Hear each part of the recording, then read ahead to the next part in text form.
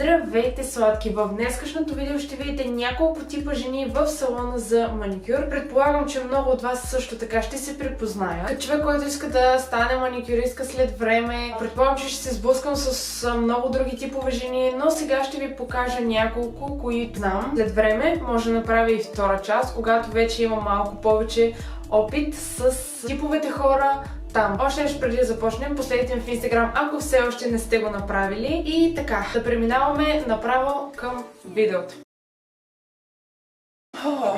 Здрасти! Значи, съжалявам, че закъснях.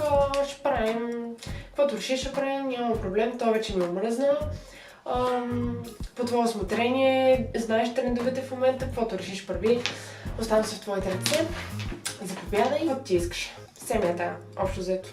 Просто да има нещо там. Добър ден! Така, идвам. Направо от сега ще се дигна ръкавите, нещо да не ми пречат. Идвам за едно маникюрче.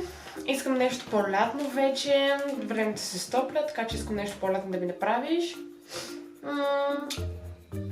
Както решиш, работи, с каквито искаш техники, каквото искаш прави, ти си знаеш.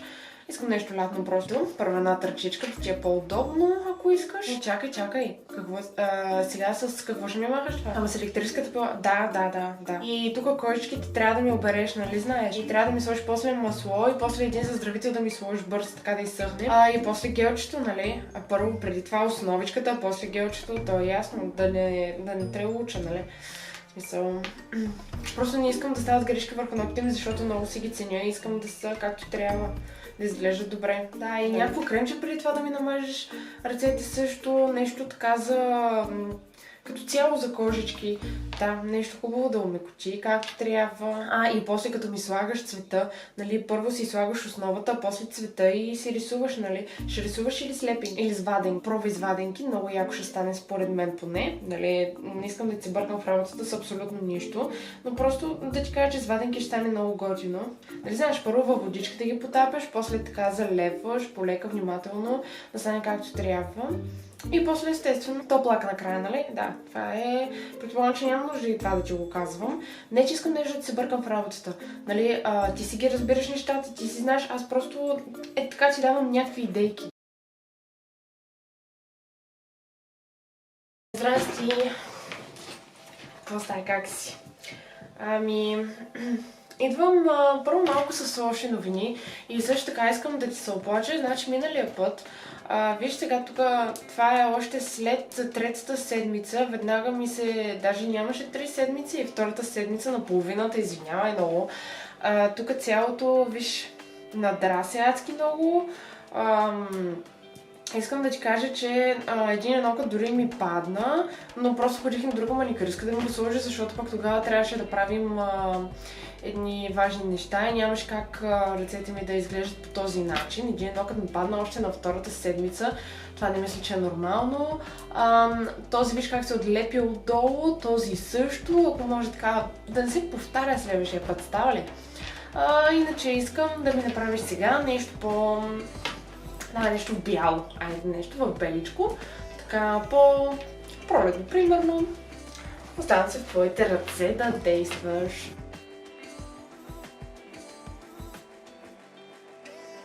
Добър ли съм?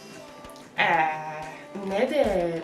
Човек, сега, в смисъл, нали, нищо лично, много ти харесвам се. Обаче погледни сега това цветнице тук как си ми направил и това цветнице. В смисъл, разликата е огромна. Не ми харесва. И тук искам да видиш как няма бляскави частици, тук и тук, а тук цялото е пълно с бляскави частици. Това е перфектно, това изобщо не прилича на това. Искам ти ми ги правиш и все пак ти ги виждаш, би трябвало да правиш еднакви неща и на двата ногта, не да... Не съм аз да си ги рисувам първо с дясната, после с лявата ръка. Ти рисуваш с една ръка, би трябвало еднакво да ги правиш. И тук формата на тънък ти ще ми харесва, изобщо не прилича на тези.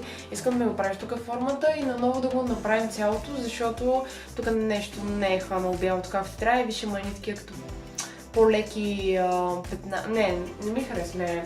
Да, и на нощ ще го направим, ако трябва, ако трябва тук ще прекарам 2-3 часа, обаче ще го направим както трябва, не ме интересува. Тези неща, които ти казах, не ми харесват. Наистина, да не се налага да ходя при друга.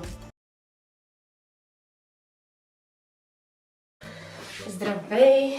Как си? Какво става? Да, днеска искам да направим нещо готино, нещо по-изчистено. Примерно един, не знам, черен маникюр, нещо искам да има също така. Примерно матово искам да има и един нокът да е бляскав. Матово го направи, един нокът просто с брокат. И така, безземния, примерно, както ми е на този маникюр в момента. Такова нещо искам, обаче да е черно. Да. Направо така ще го направим. О, ти гледам, нова лампа имаш. Супер нова и яка. Откъде си я взе? И колко струваше? Това отзад. Оле, много яко, браво. Супер, гледам някакви нови лакове, се заредила там. Супер, много добре. Оле,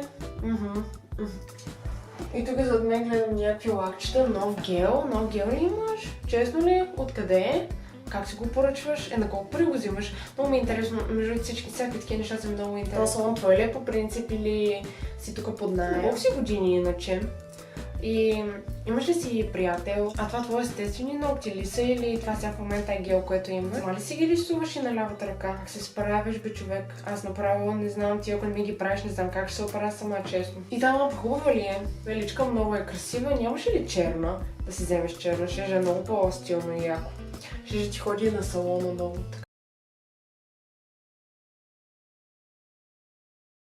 Здравей! Идвам с точен дизайн, който искам да ми направиш, защото съм на едно детско парти и този маникюр е супер за детското парти. Гледай сега какво става. Така, това го искам. Това балонче, както е черно, всъщност искам да е червено, за да може да е по-женско. Иначе те си остават черни, само балон искам да е червен. Да. И те камъни... Я да ги направим... Айде да не са черни. Става ли? Да. Някакви други камъчета да направим. По-добре. Ето става тук да си го гледкаш така. И да започваш да го правиш. И още преди да започнеш също така, искам да ти кажа, ето тук искам да има лек полумесец отдолу, за да може като ми израсне да не си личи чак толкова. Да. И всъщност не, чакай преди да започнеш, още нещо искам да ти кажа. Имаме направо балон да си го оставим черен, отдолу да е червено. Цялата основа, тази, която е бяла, да я направим червена и балончето да е черничко, да си остане така. Да. И камъните ще ги направим червени, да. Камъните искам да са червени, а това си остава черно, да. И чак да видя само... Всъщност, като се замисля, може да направим още няколко промени. Айде камъните да са черно и червено да преливат. Ще го направим в преливащ ефект. Да, ще стане много мале, ще стане много яко. И... балончето, както е, може ли тази връзка отдолу да не е черна, да е примерно бяла. Да стане по-готино. Да изглежда малко по-така детско, да си личи, че съм на парти на детенце, да. Да, всъщност давай да го оставим. Ето така всички тези промени, които ти казах, запомни ги, предполагам. Давай, иначе, как си ти? Хора, това беше видеото, това бяха видовете жени. Ако видеото ви е харесало, дайте му един лайк и се абонирайте за канала ми, ако все още не сте го направили. Камбанката да не я забравяйте, тя е много важна. Също така, коментарите не ги забравяйте, пишете коментари, каквото желаете, давайте мнението си. Също така, давайте идеи за видеа, които искате да виждате от мен. И още веднъж много ви благодаря за тези, които са останали до тук и ще се видим следващия път.